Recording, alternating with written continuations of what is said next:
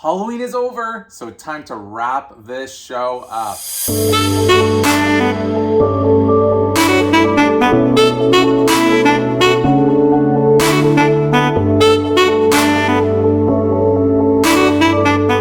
Hello, Disnerds and HHNers. It is Alex, and I'm coming back at you with a look back to Halloween, and specifically Halloween Horror Nights at Universal Studios Orlando. If you're coming back to my channel, thank you always so much for your support. And if you are new here, welcome. My name is Alex. I'm a hardcore Disnerd, but also Canadian as my handle does suggest. But atop of Disney, also with Universal Studios and Halloween Horror Nights, I'm a huge horror movie nerd, and I'm so happy to be kind of presenting something else that I don't really do on this channel. It's been very Disney focused. And this year, this past September, I was very fortunate to be able to go back to Disney as well as Universal Studios for their main event, which is Halloween Horror Nights 30. It is their 30th year. It was the perfect year to just kind of fall back and go explore this event. It was my second time. Last time I was there was 5 years ago exactly, back in 2016, for year 26, where Chance was the main icon. And so today we're just gonna go ahead and revisit the event now that it's November. And it's well after Halloween, and I just did not have enough time to film this video, but I think this would be a great way to look back at the event as a whole, being that Halloween is officially over and done with, and just to kind of present some tips and tricks that I've kind of have taken upon myself within the last 2 times that I've been. But also, let's go break down the houses, the scare zones, the actual event itself, and kind of provide you a countdown as to like my top 10 houses and my top scare zones, just to kind of really put it into perspective. I hope you enjoy this additional content, and if you do, feel free to leave a comment down below. But let's actually start with how this happened. So I did go back to Halloween Horror Nights back in September with my friend Jessie, who I'll make sure to link her channel down below. She's Miss Cherry's channel.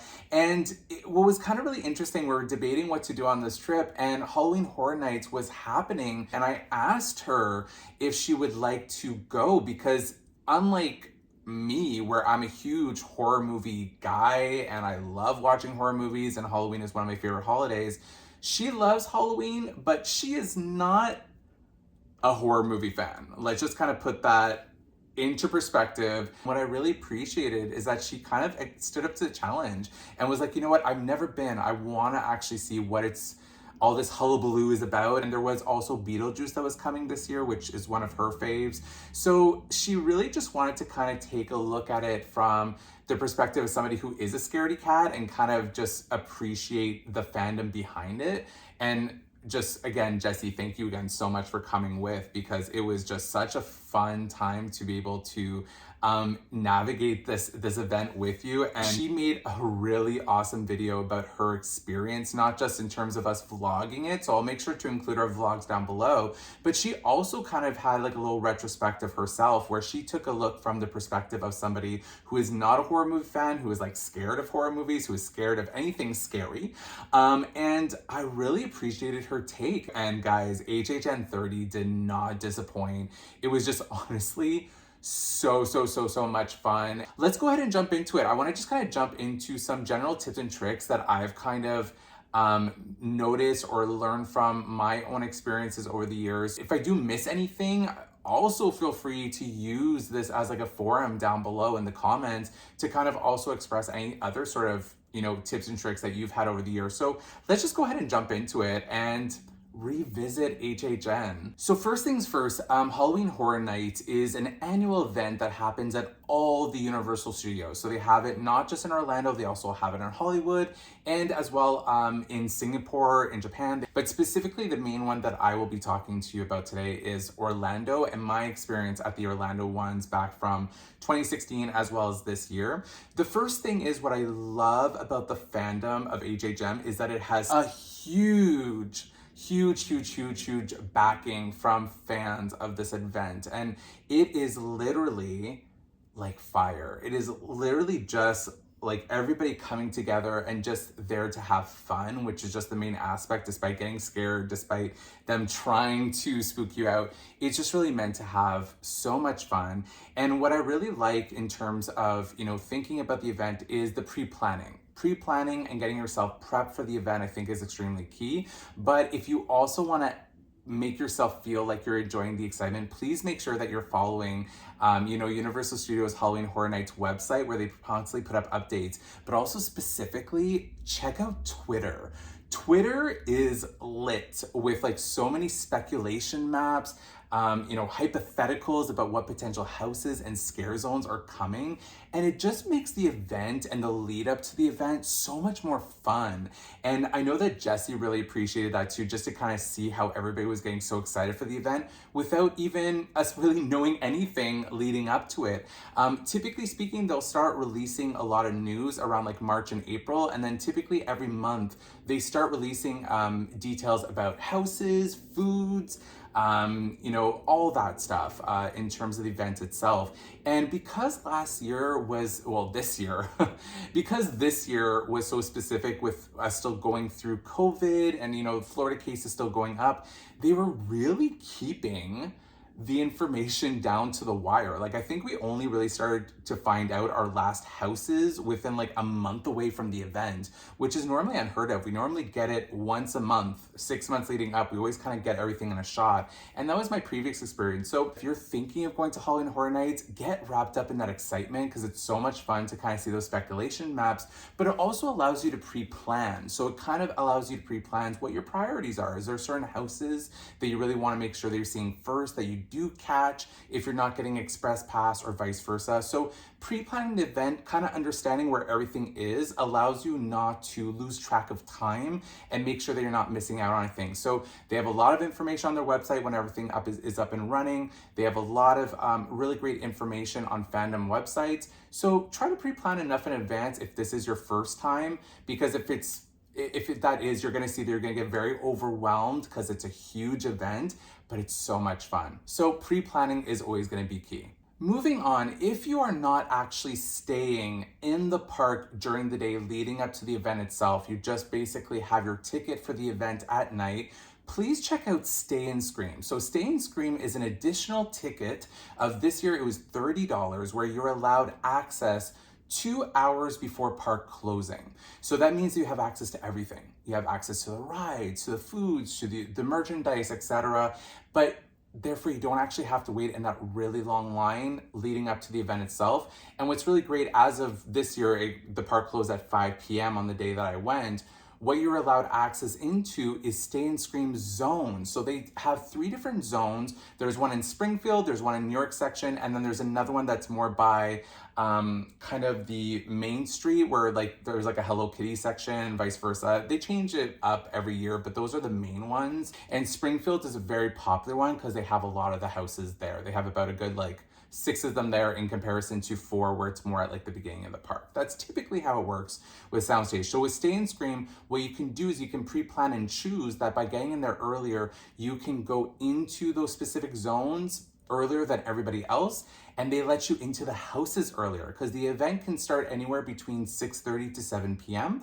and then they allow you into the houses sometimes at like 5:45, 6. And so for that reason, if you're somebody that does not get Express Pass, this way you can kind of go into the Stay and Scream zones, get a couple of those houses out of the way before everybody else, where the lines get a lot longer as the night goes on. Another thing you can do in the Stay and Scream zones is you can also pre-plan. Like if you have kind of a general gist of what you want to do, it allows you time to kind of think about where you want to tackle in that section. And please make sure that you check out the event guide. They have these event guides that are typically available. In this, you basically have access to seeing all the different specialty foods that are available during the event. And also, they give you a map where everything is located, as well as all the attractions. And what's really fun about this event too is that they also have certain rides that are open. They have specialty foods like I mentioned earlier, but there's just so much to do within the span of 7 hours that they give us. Even less, right? Because 6:30, it's about 7 hours that you get, and some other nights 7.5 hours. So This is really crucial if you didn't really pre-plan. Try to grab an event guide, because in this way you can kind of pre-plan it if you are in the Stay and Scream zone.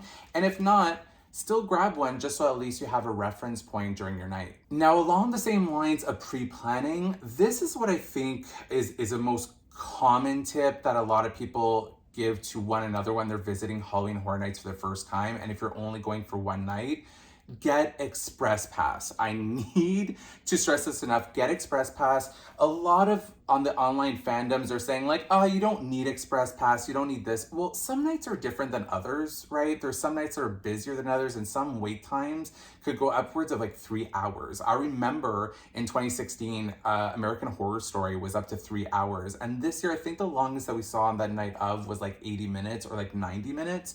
So they can go up to that amount of time. And realistically speaking, to get 10 houses done, 5 scare zones, 2 shows, shop, have a bite to eat, hydrate yourself, like all that is a lot. And so at least Express Pass allows you to go at the front of the line, and you can really get everything done in your night. And that's what we were able to do. If you went ahead and saw our vlog from the night of, we were able to not only do all 10 houses because of the Express Pass. We were actually able to get even 11 houses, because we went into Stay and Scream, conquered one of the houses without our Express, and then use Express for the rest of the night too. The awesome thing about Express too is that because you get access to the rides, you also get to go through the Express queue there too, just to help you save some time. So for me, I always think that just for reassurance, making sure I can conquer everything out, and because I was only able to go for one night, I did recommend to Jesse that we got Express Pass and we were able to get everything done. Were we tired at the end of the night? Hells yes. But it was so worth it. And again, just to specify, you have your regular ticket for the event itself, and then as well, Express Pass comes at additional cost. So normally what happens, the ticket itself into the event is about like 80-ish bucks US. I don't have the exact figures on me, but then Express was an additional 70 bucks. And here's what I'm going to specify. Unlike some other events, ticket prices go up closer and closer to the date. So what Jesse and I did is that if when you are pre-planning and planning to purchase your tickets, try to purchase them as soon as possible, because as the event is getting closer and as the event is going on, they actually jack up the prices. So we got it at the lowest possible price, and I know that the prices almost doubled when you went closer to Halloween. So that being said, when you're thinking about pre-planning and going to this event and you want Express, try to get your tickets as soon as possible. If you're not getting Express, what I would at least recommend is that you get into the Stay and Scream zones as soon as possible. So those zones I was talking about earlier, just for a simple reason that you can kind of cut through the line when the general crowd is first coming in.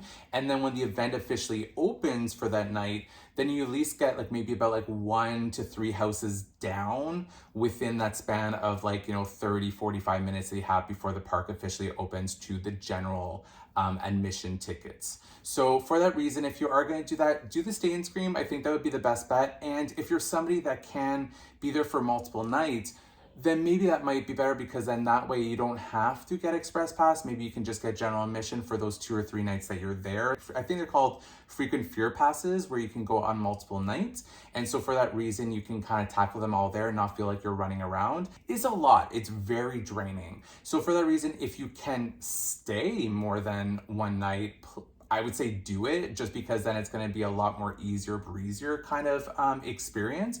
Otherwise, one night is definitely doable. It's so much fun, but you're going to be very tired. So if that's the case and you're only there for one night, get Express. You're not going to regret it. Which leads me to, the fact, because this is such a draining night, September, October is still fairly hot, is that you need to hydrate yourself. It is an event that allows, drinking on premises, so you can't bring in alcohol, but they do have alcohol drinks available that you can purchase, along with the multitude of food booths that they have. But what we do see in this event is that if you're drinking and you're constantly in the heat, you know, you're gonna get exhausted a lot more quicker, or like, you know, tipsier a lot more quicker because of that. So please make sure that you're hydrating yourself, because I know that it is an event where just the reality of it is you see people that kind of pass out in the heat, you're seeing people that get drunk and belligerent, and there's fights that come out. So let's just kind of be respectful of the patrons that are going to the event, as well as the scare actors, just so you can have fun and you don't have to think about this like kind of stupid mistake that you made where you like maybe overdrank. Like I don't understand how people like just kind of like constantly drink and then just go to this event and then start fights and then you get kicked out of it. Like why you spent so much money, like why? I honestly don't know. I don't know. Sorry, my queen is coming out at me because I'm just like, why? We did not experience that at all. It's just that I've seen videos through the event, and it's kind of funny when you're seeing them on TikTok because you're like, oh my God, look at that a-hole. Like, why is this happening? Why are like barriers being thrown down? Like, it was nuts. It's kind of nuts. And this is kind of a common theme that happens, but it's because alcohol is allowed to be drunk there and people do not properly hydrate themselves. They go there for a party. It's meant to be fun. But at the end of the day, please be respectful of your surroundings. So that was just something that I wanted to put out there. Hydration, super key. On some fun tips and tricks kind of side of things, what I say is if you are going with like a first timer or somebody who really is scared of horror movies, make sure that communication is key. I really was always trying to make sure that Jessie was okay. I just really wanted to make sure that she was having fun, and she is such a trooper. And I think we just need to be mindful of, you know, taking breaks here and there, right? Especially since we're constantly walking around. We didn't rush everywhere. We made sure to enjoy our night. We were able to conquer everything realistically. It's just that, are we taking that moment to kind of sit down, get some food, hydrate? There's tons. If you buy those little refillable mugs, you can actually, they have multiple kind of stations everywhere where you can get soda, you can get water, you can get all that. Make sure you're taking those breaks, because that also makes you take a breather in terms of it, and also kind of hearing your body and seeing, you know, is it okay to kind of go on to the next house? On another fun tip, this was kind of Jessie's tip that I'm stealing. If you are someone who's a little bit scared that scare actors, do know that they're just there to have fun. They cannot touch you physically, but they can get really close to you. So what her little trick was, is that she kept saying hello to them. And because of it, it would kind of detract them from trying to scare you, because obviously you're being mindful and you're recognizing them, you're acknowledging them. And so for that reason, they will go after the people that are more scared. Like, that's their job, right? They want to go for the scaredy cats. So for that reason, she was just always kind of saying hello. She was always just super polite. It was like the cutest but funniest thing I've ever seen. And because of that, we actually got some really cute and funny interactions from the scare actors. And with the scare actors too, feel free to ask them, can we take a photo? Can we do a selfie? Honestly, they are just so awesome. The scare actors just you can see their passion even through their mask. Like, you can just sense that they're just so happy to be there. And I constantly ask them if I'm having like a really great interaction, obviously not inside the houses. I'm talking about specifically the scare zones, because you're not allowed to film inside the houses. I think you can only do that in Hollywood. I think you can only do that at the Universal Studios in Hollywood, but specifically in Orlando, you're not allowed to film inside the houses. But in the scare zones, you're more than welcome to film and take photos. And so sometimes they'll pop in. Sometimes they will just, you can ask them for a selfie and they will create an amazing experience for you. And I remember we were going through Crypt TV, just to kind of give an example, and there's the character called the Birch from the short of Crypt TV, where they have like, they're basically like a tree that's kind of a protector kind of entity. She has these long kind of tree branch hands. And what she did is she surrounded me with them. So like when I have my selfie, I'll put it here. It's a little fuzzy, unfortunately, but it's almost kind of covering my face. So while the photo might not be the best, just kind of the essence of what I'm trying to talk about, you're kind of going to see what I'm trying to get at, and just have fun in those scare zones, and they will equally want to have fun with you in the spookiest way possible. Now, what's also really great about Halloween Horror Nights is that they have merchandise that's just geared to the event itself. Halloween Horror Nights 30 years. There's tons of merch that they release, and for that reason, they've actually created a tribute store to the event that's located right outside of Jimmy Fallon, close to New York. So where a lot of it is, and we went through it, we bought so much. It was so gorgeous. They really made it look like this broke down old antique kind of like mansion style that showcase in house. It's kind of like the Icon's house, if you will, mixed in with like maybe a little bit of Texas Chainsaw kind of vibe to it. Also got this amazing long sleeve t-shirt where it has all these characters in kind of their vinyl forms, where I actually got two of them here, and also the chase. I also got the limited edition, but it has all the characters outlined. Beautiful shirt. Got so much. I'll also put my merch video that I got down below. But go visit the tribute store. Even if you don't feel like you might buy a lot, like if we're just gonna buy one thing, at least go not into those side boutiques, go actually into the tribute store, because they equally put a lot of attention and innovation and creativity inside that shop, and it's just so gorgeous. This year was beautiful. So please make sure as well that you go check out the tribute store, because it is just always A+. Now, since this event is all night, Jesse and I did have to use a locker in order to put our merchandise. But if you're not necessarily buying a lot of merch and you just want to carry your phone, or you just want to go ahead and, carry like a few little things, I would still recommend bringing some sort of small bag. So whether that's like a little mini backpack or even just like a drawstring bag, because there's a lot of walking around and you want to kind of help yourself save time, try to bring yourself like, a little bag, a little drawstring. And I kind of made it a little bit like horror themed. I know I kind of showed this in a previous video. I got this on Redbubble, but I think the main important tip here is that if you know that you're gonna bring at least your phone, have a refillable mug, your wallet, stuff like that, make sure that it is a bag that's convenient, that's not too big, because you're gonna be in houses, you're gonna be kind of in a conga line, but also too enough where it's not too it's not too heavy. And this was just honestly the perfect size.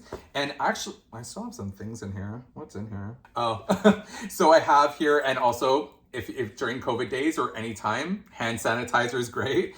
And if you didn't do digital tickets like me, I actually brought this lanyard, which is actually my lanyard from year 26. So this is the one where Chance was the icon on there. And so I just brought the lanyard in case we're getting physical tickets, but because everything is very virtual and we had virtual tickets, so electronic tickets, didn't need this, but I guess I just kind of popped it inside this bag, just in case I did need it. But anyways, just to kind of show what a little couple things that I had in this bag as well. At the same time, last tip for y'all, it is a huge event. There's a lot of walking going around HHNers. And so for that reason, make sure that you're wearing the most comfiest shoes, because as much as you can pre-plan it and walk around and try to like organize your trajectory so that there's not as much crisscrossing or overlapping, you are still gonna be walking for easily 6 to 7 hours if you're there for the full event. It's just so much walking. There is just so much walking. I don't know how you guys get scared, but when I get too scared and I cannot move, my feet does this like little kind of pitter-patter dance, because I literally was being thrown around in terms of those houses. So comfy shoes. Now I might be missing some other things that are not coming to mind. I tried to pre-plan this as much as possible in terms of this video and thought about it over the last couple of months, what I wanted to say here. But those are like the main tips and tricks that I would just basically express to anybody for Halloween Horror Nights. So what we're gonna go ahead and do now is jump into the actual houses. So they had 10 houses this year. Before that, for the past couple of years, they've actually been kind of increasing the number of houses and trying to up the ante each year. I think there was 10 houses that we had to get through in 2016. Whereas before in the past, they used to have 4 houses, then they went up to 5, then they went up to 6 and 7, and they're always trying to innovate, and they're always trying to see how they can surpass what they did the year before. And so right now their lucky number is 10, and then typically there's about 4 or 5 scare zones, and this year there was 5 scare zones. And I would have loved for you guys to kind of seen the houses, and or at least Jesse and I's reactions, because we just kept laughing at ourselves and just how much screaming. I lost my voice for 2 days. Here are my top 10 for HHN30 Orlando. To specify how this countdown is going to work, really I'm rating it on overall enjoyment, so how scared I got, how pretty the house was, but also, was there a story to it? Could I have appreciated it from beginning to end, or was it just scare after scare with not a lot of substance? I really try to take a look at everything, and what I do appreciate is that again, the whole event is gorgeous. If it's my number 10, my number 5, whatever it is not to say that they aren't beautiful houses. They are gorgeous. They are so well done. They really try to make sure to take into account scares. This is just my own personal opinion in terms of my walkthroughs, what I appreciated and how I would rank them for that reason on scare factor, enjoyment, and creativity, because I'm all about a storytelling as well. So coming in at number 10, let's get the show on the road. We are going to be starting off with Revenge of the Tooth Fairy. So Revenge of the Tooth Fairy is coming in at number 10. The reason why I placed it at number 10 is that while I thought that the house was gorgeous, it really feels like you are walking through a storybook, and it really looks like there's like pages turning, there's figures moving kind of in a paper-like way in those beginning stages of the house. I felt that the house itself was really dark and not really that scary. I mean, we didn't really get that scared in the house, even though we were getting some good moments of the house, but because it was so dark, we couldn't really appreciate the creativity or the artwork, and kind of like the tooth fairies just kind of looked like a little demon goblin. So I didn't really kind of like the execution, but I appreciated the concept, if that makes sense. And because the house itself was so dark, there was actually an older couple in front of us that got lost. And so we actually went another way we weren't supposed to and ran right into a scare actor. And the scare actor had to kind of actually point and be like, go this way. So it kind of took us out of the element just because we were kind of more laughing about the situation than getting scared of the situation. And I always say that, you know, to kind of see the beauty, there also needs to be clarity, and that includes lighting. So for that reason, I am rating The Revenge of the Tooth Fairy as number 10 on my list. Number 9 is Puppet Theater Captive Audience. Now, this is a gorgeous house. I need to put this out there clearly. This is what I'm talking about. It is a gorgeous house. They executed the house beautifully. The smells in there smelled like baby powder, which kind of makes sense because the whole concept of this particular house is if you're walking through an old kind of vaudevillian theater, and what has happened is that the tenants of that theater, or those ghosts of the theater, are kind of using people as the puppets, and you're kind of walking room by room, and there was like kind of like a ballet zone, vaudeville, there was like a Shakespearean kind of section to it. So it was really beautiful to look at. Like, it was old school theater, and I absolutely love theater. I love old school kind of rundown theaters, or the ones that have like that vintage feel to it. But honestly, when we were walking through the house, I don't know if it was just because we weren't getting the scares, or just because, you know, there wasn't much of a storyline to it. It's just you're just walking through a house, which again, maybe that's just the story. That's fine. I just didn't get scared. It was one of those houses where I just did not get scared. Maybe I had a really bad run through, but consistently I have also been hearing kind of in the HHN fandom community that it wasn't necessarily their favorite house. It was one of those houses that came in 2020. They had like what they called like a mini HHN last year, where they had 4 houses. But in comparison to those 4 that did come back this year, the reviews themselves were, I guess, good last year, but I just didn't have a really good run through. So for that reason, I'm kind of ranking it bottom towards my list. It was beautifully executed, you know, in terms of the look, but just how kind of the scares played out, it didn't make sense to me. It didn't come out authentically. Number 8 on my list is one that might shock a few who are kind of aware of the event and the history. It is Welcome to Scary, Horror in the Heartlands. Now, this is a house that was made for HHN30 for the simple reason that it is a house that revisits a lot of the previous houses in HHN folklore. One of the creative directors, or one of the story engineers, if you will, they were actually brought up in Cary, Ohio. So Welcome to Scary, Cary, Ohio, and that's where a lot of some of the older houses took place was inside this town where a lot of supernatural things happen. And this house was meant to be an homage to those older houses where it was different scenes and different things that you might have saw in previous houses. So a lot of people who have been to Halloween Horror Nights multiple times would really appreciate this house. I was getting those Easter eggs as well. But what it was just at the end, the reason why it's kind of a little bit lower on my list is that I also am someone that, while I appreciate kind of the scenes that are brought up, the fact that I got really scared, the concept itself wasn't sound throughout. It wasn't really a story. It was very much like, just here's one scene here, here's one scene here, here's one scene here, and then boo, boo, boo, boo, and then we just kind of get out. So at the end, you know, because there was so much going on, I was constantly getting scared, I know that I was missing some of those Easter eggs as well. So because we weren't able to really kind of enjoy the house fully because we were consistently getting scared, which some people are going to be like, well, Alex, you got scared. Isn't that a win?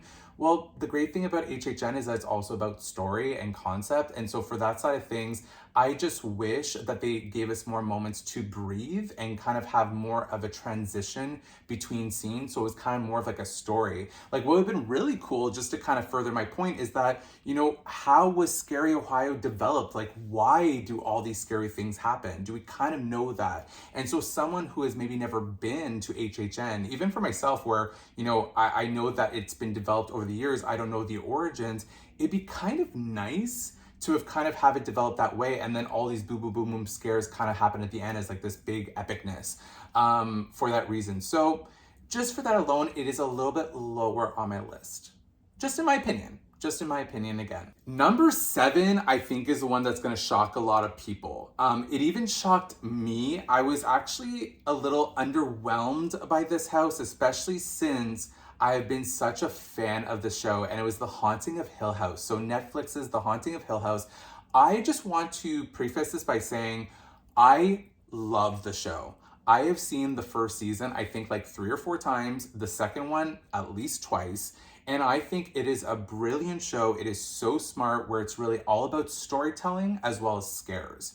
So overall, it's just such a great show. But there are a lot of scary elements inside that show. So I was like kind of like going into this thinking like, oh my God, this is gonna be the best house of the event. I am so excited. There's so many things they can do about it. And the reason why it's ranking up to number 7 is because I felt like it fell a little flat. Let me explain. So architecturally and in terms of concept, it is as if you're walking through Hill House. You walk into that sound studio and it is the house. It is breathtaking. I just want to specify this: the scenery, the set, the house, the costumes, the lighting, breathtaking. Super beautiful, putting that out there right away. But I think I got, and I was actually kind of like, I was like, oh my God, this is starting off so well, because I actually got scared by one of the characters just as you're walking inside the house. And I was like, already, I'm so excited. So excited. I got like a really good scare. Walk through the house and we did get scared, but not a lot of stuff happens.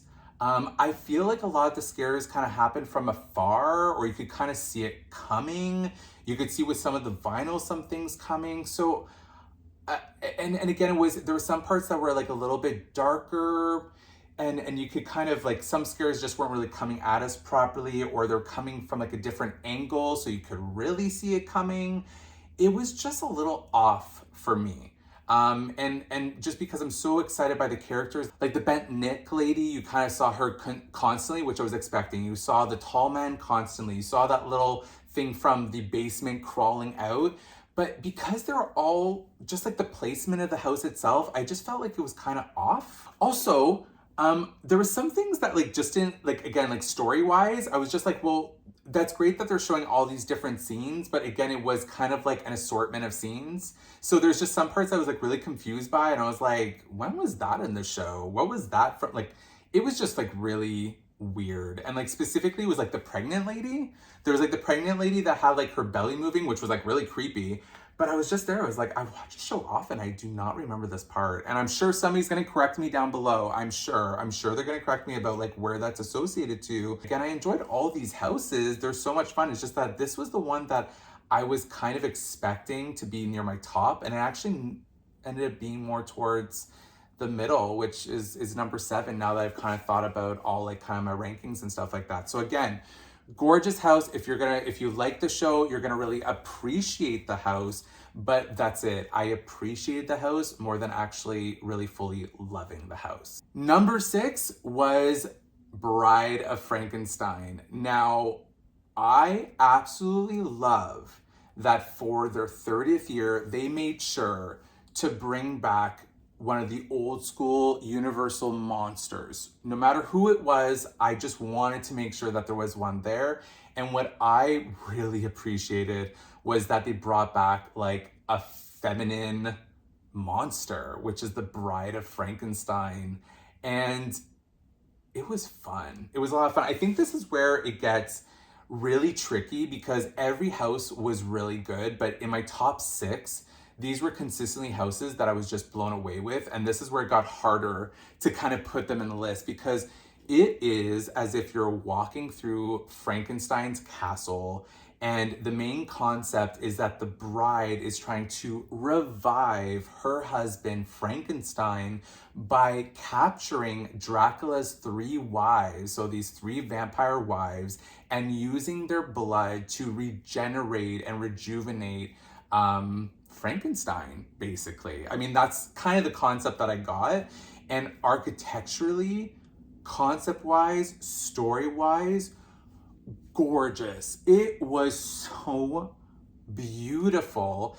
And that's what I really love about this event is that they try to make sure that they mixed in old school with new school. So old school being those old school monster movies. And so I think this added a very special touch to the event because everything else was like more of like an homage to the events of past with some new because of the different type of movies and TV shows that were out. But this was really just to kind of pay homage to the old school Universal. And she was fierce. She was awesome. The vampires were fierce and awesome. We got some definite really fun scares in there.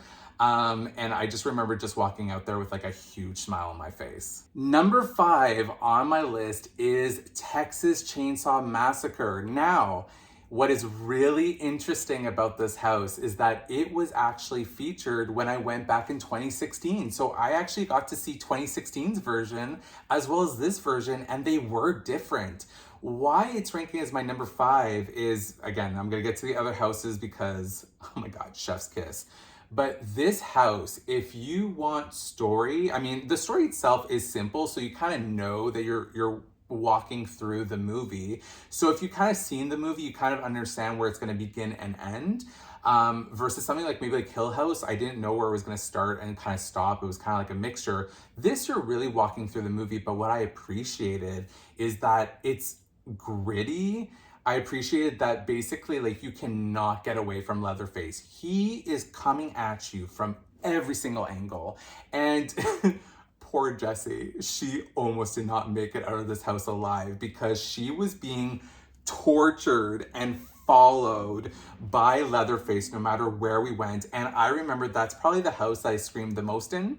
It's probably the house that I got really, in terms of the scare factor, got the most scared in. But it was just a really great house from beginning to end with consistency.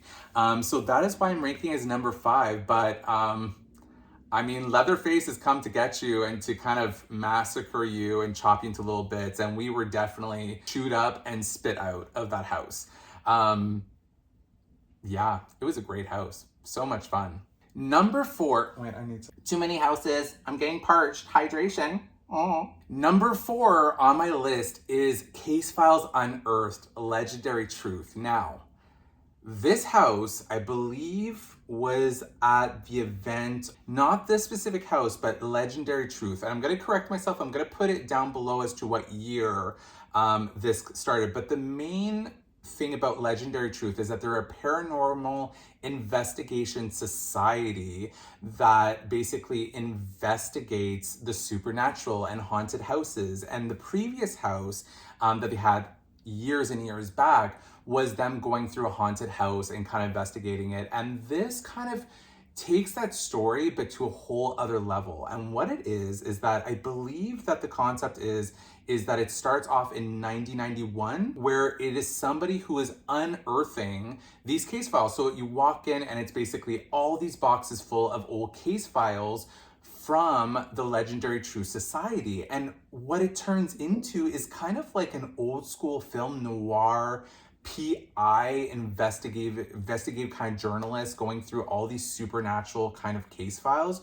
So because of the originality of the story and how we're kind of almost being brought back in time, we get to kind of see the best of, like, you know, these mannequins, these old school monsters, sea serpents, just everything that you can possibly think of underneath the sun. And it was just so fun because you never knew what it was going to be, because it's an original concept. So these are things that we've never really seen before. And so I just really appreciate the originality. We got really great scares throughout. And that's what I want to say, is that I don't think it's just necessarily when people think about rankings, or if it's like a bad house versus a good house, it's not because you walk through and you're getting scared that it makes it automatically a good house, right? Because you can get scared so easily just by somebody opening up a door or just hitting a wall, right? But what I appreciate is that consistently there was one scare after another, and they were always typically unexpected. And that's why I got really scared in that house. But just the concept, the design of it was so beautiful. And at the end, the ending is basically that these case files overwhelm this person who's doing the investigation in the present, so 1991. And he's just kind of at the end with like lights coming out of his eyes.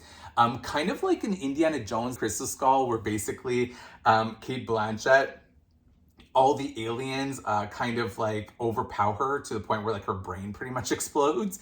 It's kind of the same concept, where basically now, because they're being unearthed, they're now actually being reborn through these files, and the fact that he brought up this old dirt. So it's kind of as if like the old school like monsters won, and they're back out to kind of get everybody, and the legendary truth, which is this like old school paranormal society. So I just thought the concept was so great. It was just so creative. And I just remember just like having like the time of my life. What I was really kind of surprised by was that I was like, oh, I'm going to really appreciate the houses where I kind of know where I stand or what the walk is through, so I know what to look for. But what I really saw since my time back in 2016 is that I've actually been appreciating more the original houses, because they're just so cool and creative and so different, and stories that I never heard of. So you really feel like you're being brought on this journey. And so I just really appreciated it. And that's why it's really a lot more towards the top of my list. Now, number 2 and number 3, I did not know which one to put. They're kind of tied, but because they're just so close, I'm just kind of pre-positioning that they're very like neck and neck. And I think what I'm going to do is I'm going to rank number 3 as Halloween Horror Night Icons Captured. Another surprise. I'm sure people have been putting it at their top of their list. This house was awesome. This is a house that is meant for the fans of the event. The concept of the house itself is as if you are walking into a temple where there's like basically like little voodoo dolls or like totems of all the past icons throughout the years, and you're walking through the temple, and it is basically every section represents a different icon, some like little Easter eggs back to like their past events. But then at the end, since you're kind of walking through hell, like that's what I feel it was, just in terms of colorations and the temple kind of feel of it, is that you're kind of like walking through hell, and this is where all the icons reside. And because of it, because you're being kind of flung around through all these different icons, and do you survive or not, there is always one winner at the end, and they interchange it every 45 minutes. So if you get the opportunity to walk through it more than once, you typically can see another winner at the end. So in this house, we got all the icons. We had Jack the Clown, we had Chance, we had the director, we had the storyteller, we had the caretaker, we had Lady Luck. I mean, all of them that you could possibly think about. Fear. We had basically all of them that were just in one house, and I was just giggling like a little schoolboy. I was getting scared. Wasn't necessarily the most creative house. No, I'm gonna be honest, no, it wasn't, but I didn't care. Just because I was just enjoying it so much. And again, it's just you're just walking to different rooms. I think the set pieces were very simple, but I think what was so smart about the creators was that they made sure that the limelight was really on the icons. So you're really focusing more on them and kind of the surprise element of seeing them and who's gonna be this winner. So I just remember Jesse and I were just like, yes, yes, like all of them, like Lady Luck, yes, we love you, boo. Like I just remember just talking to them and just like being so happy. And then at the end where there's like basically Chance and Jack. So our first walkthrough that we had, because we went once without Express Pass during Stay and Scream, our Springfield zone was full. So that's another reason why you should be arriving there early, is to guarantee your spot in zones, because they do chop it off at a certain point. We went into HHN icons captured first. And because of that, it just kind of started off the night so well. And we ended off with the winner being Jack, which Jesse is now obsessed with Jack the Clown. So yay, win. And then the second time we went using our Express, it was actually the director who won. So I just think because of concept and like the fun factor and still getting consistently scared and then being able to appreciate everything, even again during the second walkthrough, that's why I'm putting it more towards the top of my list. That basically leads me to number 2, which is Beetlejuice. So again, they were kind of tied, and I'm actually very surprised that Beetlejuice is at the top of my list. I'm being completely honest, because I thought that it was going to be, or I knew that it was going to be a fun house. I absolutely adore the Beetlejuice movie, Tim Burton. I absolutely love that movie.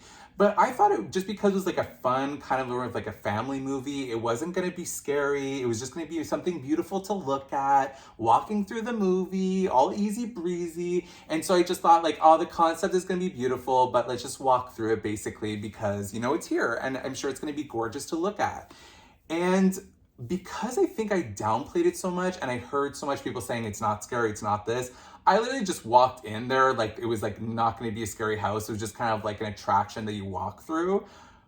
And I got really scared. Like there was some really great scares in that house. And just again, the storytelling, the concept, the costumes were just so gorgeous. And what I do appreciate, it was a longer house too to walk through. It had kind of like a bridge that you had to kind of walk through during the circular room. So another kind of fun element in there. There was also the table scene where like kind of the shrimp hands come and get them, but it was upside down. So the hands were grabbing down. You had this huge Beetlejuice that was like popping out. There was just a lot of really fun surprises and some really funny surprises. Like what I really appreciated in the house was just one of the most old school scares in the book is someone who has a sheet of white cloth, so like bedding over them, cut holes, and all they come out and do is boo, like in the movie. But because it was so simplistic and because it wasn't expected, at least in my eyes, I got scared and then I laughed. So I think this is why, in terms of enjoyment factor, I just have so many great memories with Jessie because it was the number one house that she was looking the most forward to.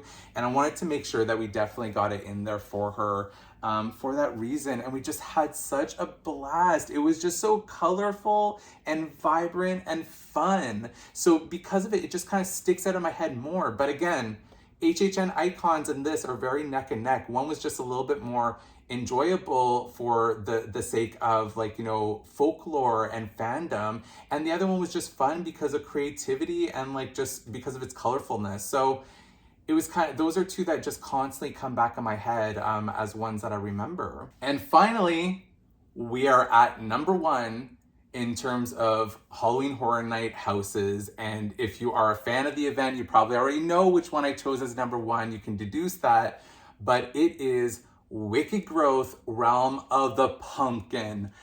Guys, and gals, everybody, we need to take a moment for the beauty that is this house. Insert photos now.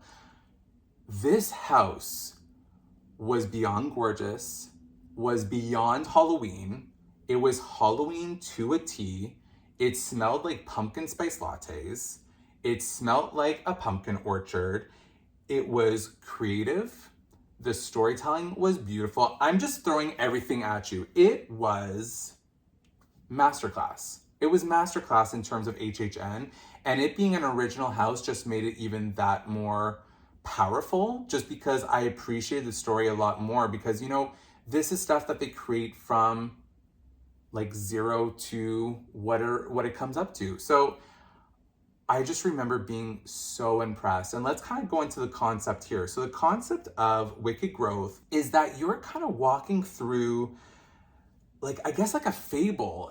It's basically as if you're walking through like this old kind of shed in the forest, and there is this growth of pumpkins that are starting to come up from the depths of hell, I guess, like the pumpkin realm. And you kind of visit how these pumpkins are attacking people and eating people. They even have like a witch at one point. They have, and the grand pièce de résistance is that you actually see towards the end like the Grim Reaper, and then the actual pumpkin lord. It is this pumpkin man that's coming out, and it's as if he is like terrorizing and reaching up from like the depths of that realm. It was just so gorgeous. The scares were always surprising because, what a lot of people kind of talk about is that, oh, well, because it's COVID, they're going to have these like little like vinyl, like little divider things. And honestly, I did not mind the vinyl at all. If anything, sometimes in certain houses, because I saw the vinyl there, I was like, oh, the scare is going to come from there, and actually came from somewhere else and actually scared you. So I think they even use it as a really nice tactic to kind of trick the eye. But in this house, there wasn't that much of them, which was interesting.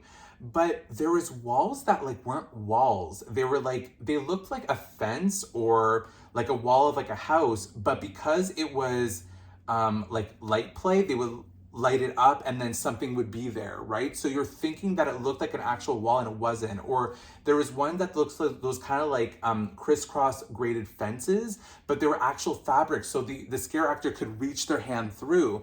What was also great about the scares is that even though there was a lot of them that were unexpected, they were constant throughout the storytelling. So I feel like no matter where you were in the line, you were for sure going to get scared no matter. Like, no matter what, you were always going to get consistently scared. So for me, just originality and kind of their creative ways of how to scare on top of the storytelling aspect, and just overall of how it just kind of really represented Halloween. I just was blown away, and I know Jessie was too, and we just kind of walked out of there being like, that just won. I think Jessie's was still Beetlejuice and Halloween Horror Nights Icons Captured. Those were her top ones.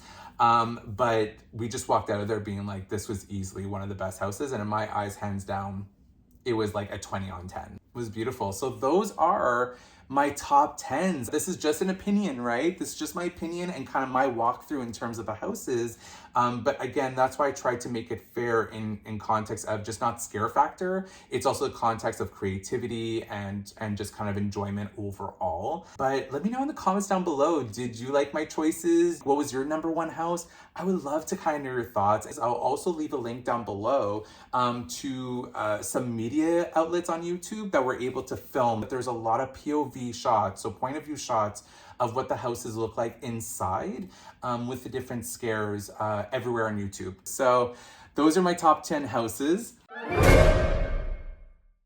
Let us go ahead and jump into the scare zone. So there was 5 scare zones this year. We were actually able to get through pretty much all of them. In terms of scare zones, like I said before, you can like just walk through them, you can get scared, you can take photos. They're just meant to kind of be the gateway in between houses kind of things, because you have to walk through them in order to realistically get into the houses or go to like the part where the houses are. Here's are my top 5 and kind of my impressions in terms of it. So this year we had a lot of diversity.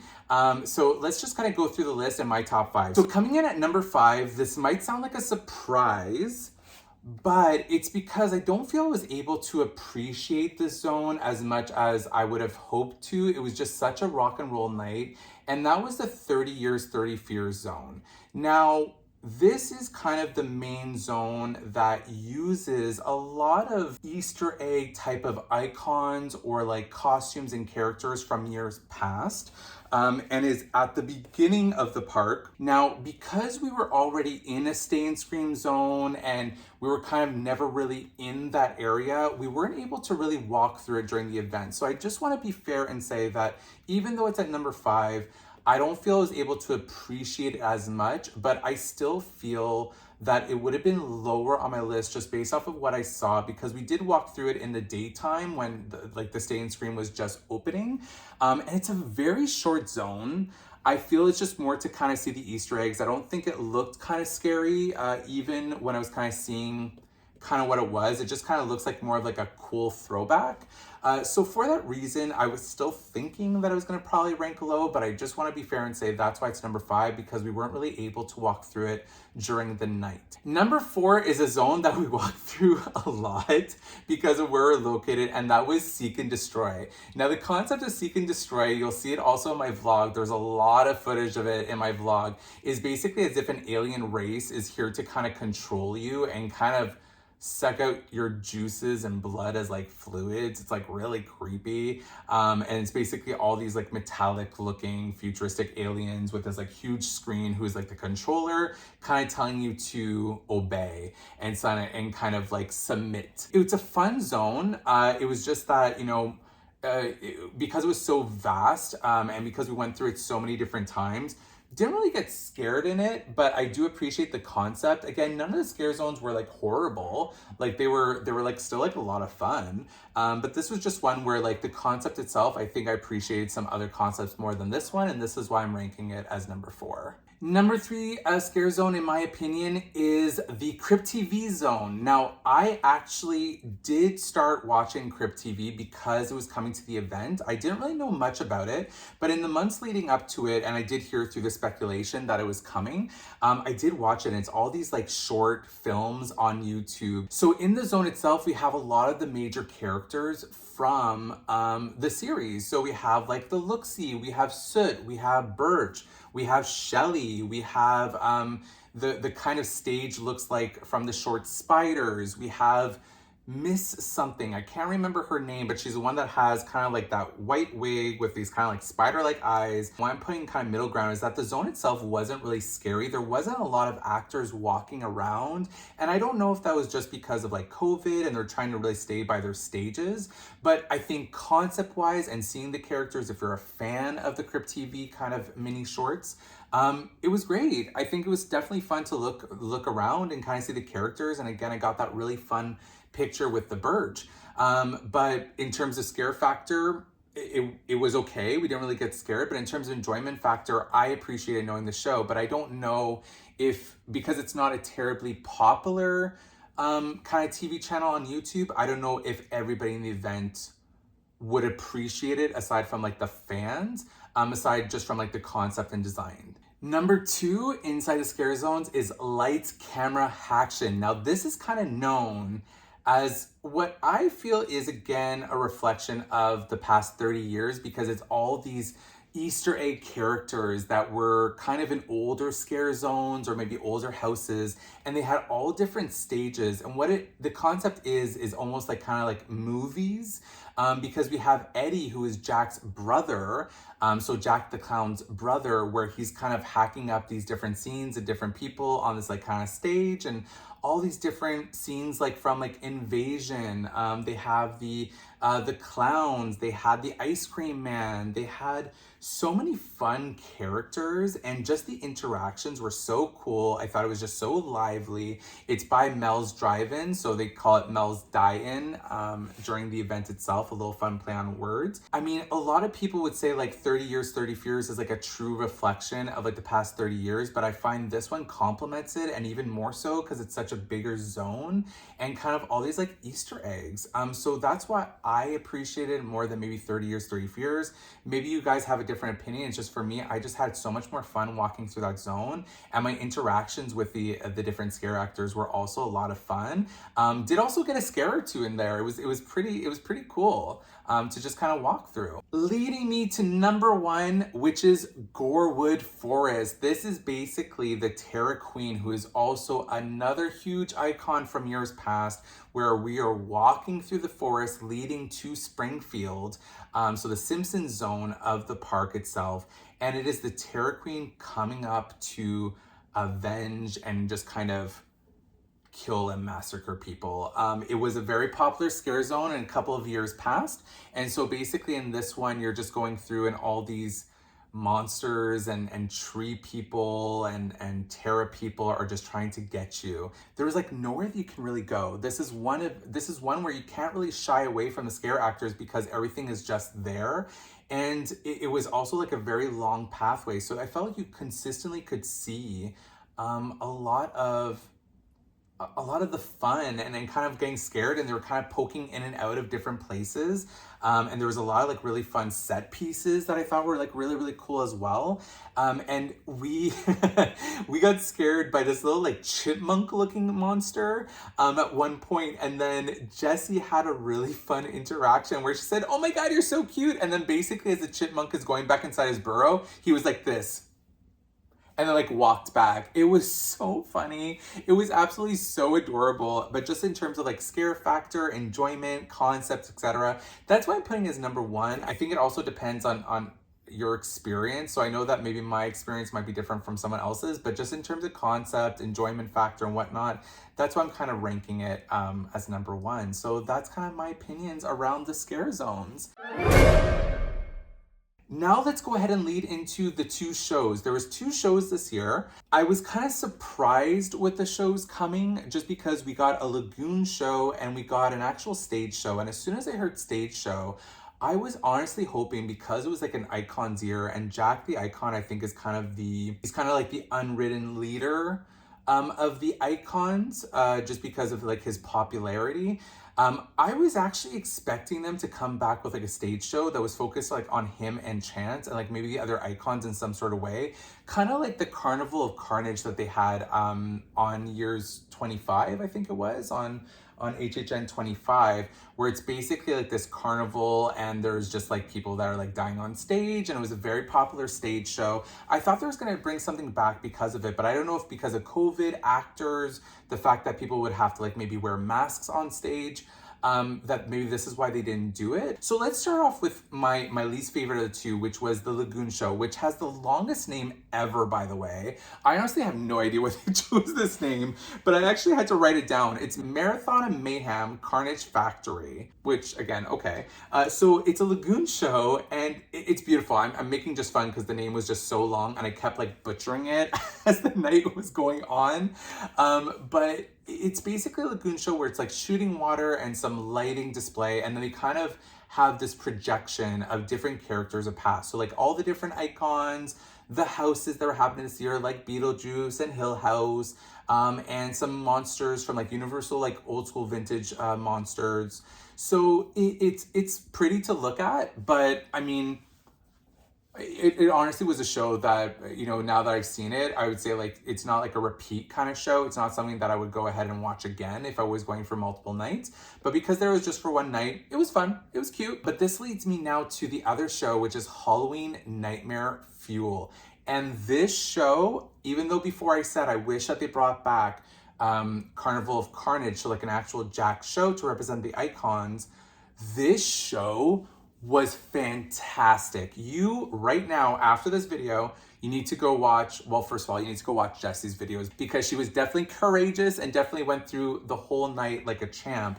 But right after that, they do have some media outlets that did film the whole entire show. And the main concept is that it's a dance show. It's a dance show with also some like little circus thrown in there, where it's a guy that's going into his nightmares, and you know, he's kind of like in hell and all these people are coming after him, which are dancers and acrobatics and fire throwers and magicians and stuff like that. So it's like a dance show mixed in with Cirque. And it was so much fun. The soundtrack was awesome. It's all these kind of like old, like pop, emo, punk, rock kind of music throughout with like their own little spin. And there was a trick that was near the beginning of the show where it is basically him going into bed and falling asleep. Very much like Nightmare on Elm Street, where you put on like an alarm, and I felt like Freddy Krueger was gonna pop out of somewhere because of it. But he basically goes to sleep, and then he literally throws the covers over him, lifts up the covers, and it's a girl. Like, you're in the realm. Like, it was in a split second, a magician trick, and I was like very close, like we could see the stage very clearly, and I still to this day have absolutely no idea how they did it. It was like literal jaw drop moment, and then from there it was just like fun. There was like flamethrowers, there was like a guy that was like twirling in air in terms of aerobatics and whatnot. It was just such a fun Cirque show, and that honestly, if I had time or went back multiple nights, that's definitely a repeat show that I would go see. Very well done for their 30th year. So for me, it kind of put those preconceived notions to bed because they did an awesome job with that show. But that being said though, does that mean that I still do not want a Carnival of Carnage to come back? No, I love Jack. Bring back a Jack show. I would absolutely go in a heartbeat to go see it. So who knows, maybe like next year, the year after, maybe 35. I know hands down, this is my second time going to HHN, and I will definitely be back, hopefully a lot sooner than 5 years, but what an awesome event. HHNers and Disnerds. Halloween is done. Halloween is done. It's sad, but let's move on. Halloween is at a close, and now we're moving on to the next season, which I equally love, which is Christmas. So all this is going to be going down. We have made it to the end of this very long, but hopefully fun for y'all, look back retrospective at HHN at Universal Studios Orlando. Honestly, guys, Halloween was such a blast this year. I know I was very fortunate to be able to experience both Disney and Universal Studios with both their Halloween events. Jesse and I had a blast at this event, and we really got everything done. Like, we got through 11 houses because we got through HHN Icons twice. We got through at least 4.5 of the scare zones, if we can't put it in the fact that we did see 30 Years, 30 Fears for a little bit, and then we got through both shows. And to do that all in one night with Express Pass was so worth it. You guys know that I'll be back.